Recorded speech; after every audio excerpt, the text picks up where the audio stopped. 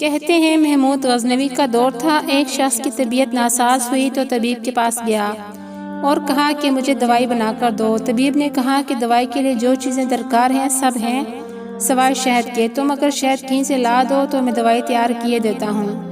اتفاق سے موسم شہد کا نہیں تھا۔ اس شخص نے حکیم سے وہ ڈبیا پکڑی اور لوگوں کے دروازے کھٹکھٹانے لگا، لیکن ہر جگہ سے اسے مایوسی کا سامنا کرنا پڑا۔ جب مسئلہ حل نہ ہوا تو محمود غزنوی کے دربار میں حاضر ہوا۔ کہتے ہیں کہ ایاز نے دروازہ کھولا اور اس سے اس کے آنے کی وجہ دریافت کی تو اس شخص نے ڈبیا آگے بڑھائی اور کہا کہ مجھے اپنی دوائی کے لیے تھوڑا سا شہد درکار ہے، مل سکتا ہے؟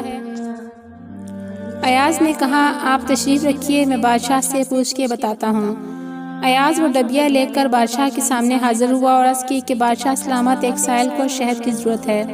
بادشاہ نے وہ ڈبیا لی اور سائڈ میں رکھ دیا۔ ایاز کو کہا کہ 3 کین شہد کے اٹھا کے اس کو دے دیے جائیں۔